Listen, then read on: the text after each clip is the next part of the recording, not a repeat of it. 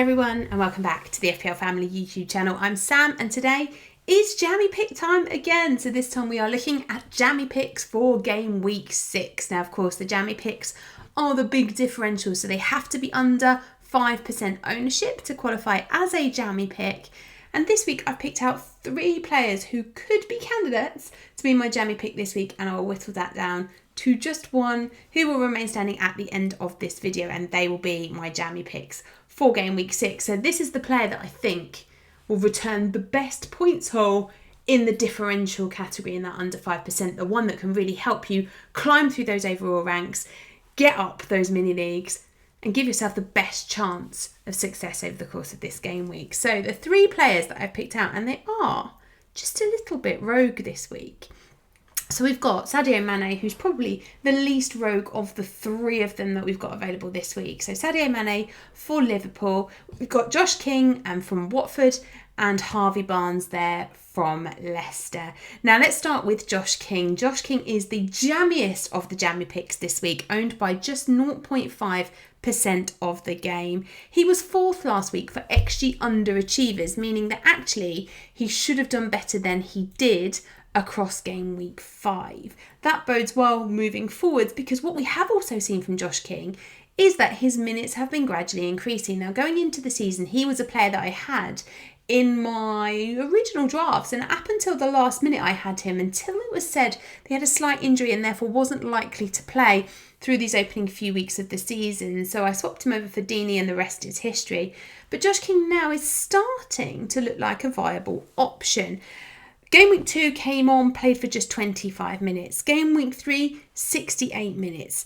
Game week 4, 52 minutes. And game week 5 got 90 minutes. So we are starting to see a gradual increase in Josh King's minutes, to the point where he did play the entire fixture in game week 5, and in that game managed to pick up 2 assists and 2 bonus points. He seems to be building a bit of a relationship with Dennis alongside him, and I think Watford are starting to realise that if they want to stay in the Premier League, they are going to have to score goals, because defensively they haven't been as solid as they were in the Championship last time around. They were so good defensively last season. That hasn't really been replicated for them so far in the Premier League, and therefore scoring goals is going to be increasingly important. And Josh King said when he left Everton that he was disappointed. He'd been promised more game time than he got. Of course, therefore, signing for Watford, you've got to have assumed that the conversation has been had and that he has been promised more game time there too. I think he could be a nice option, particularly when you consider the opposition. Newcastle have conceded the most shots across the Premier League so far this time around.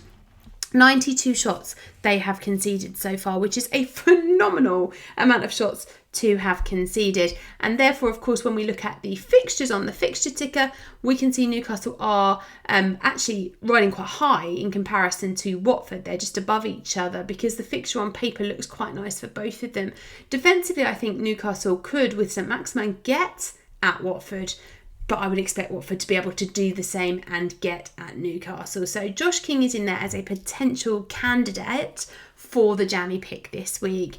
The other option that we had on there, or one of the other options that we had on there, was Sadio Mane. He, of the 3 of these guys, is the next most highly owned. So he is owned by 2.8% of the game, and of course faces Brentford in game week 6. So really nice fixture, as you can see on paper, sits them there second in the fixture ticker for this week.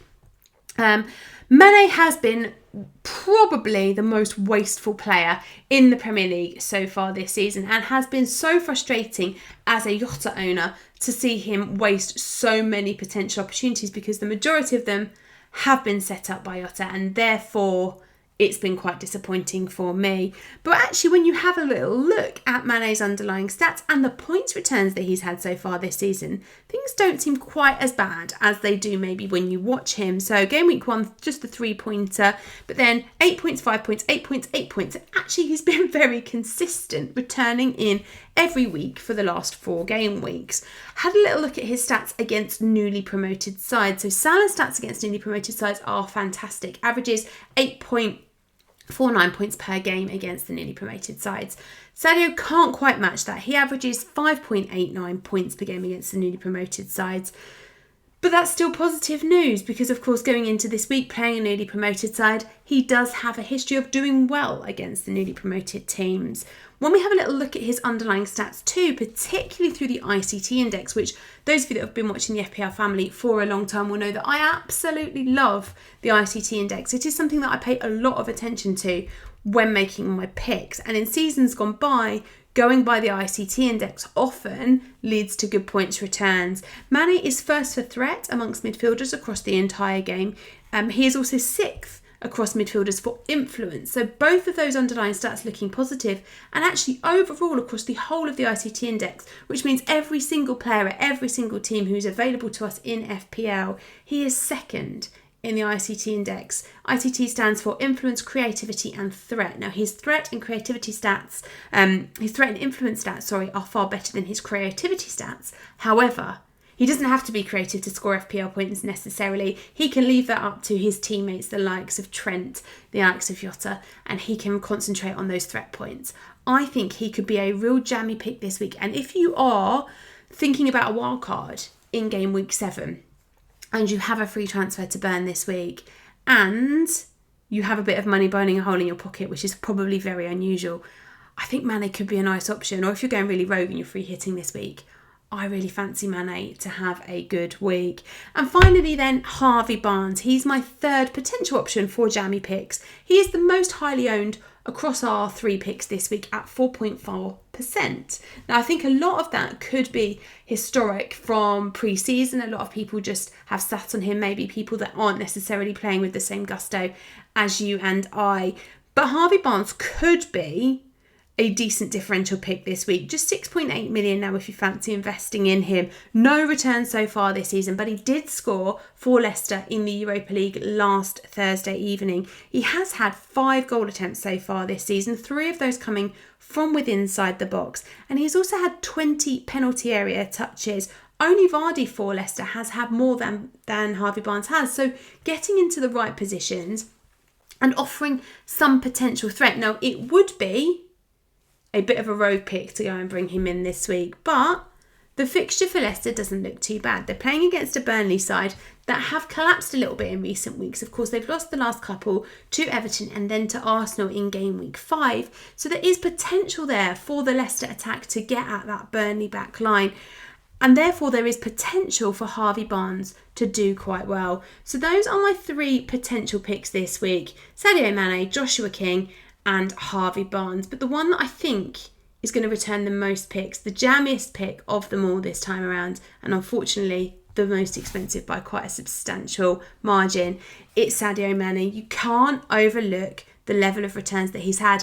I had overlooked them, I'll be honest. I watch him every week because of course I'm watching Liverpool with Lee, and he looked really wasteful to me. But 8-5, 8-8 in the last 4 game weeks, that's something that we shouldn't be overlooking. Liverpool have a nice fixture against Brentford, who, although they have been solid defensively, haven't really faced a big club in terms of defensive stability yet. Even when they played Arsenal in game week 1, we all know that Arsenal weren't really ready for the season and they had lots of COVID issues at that point.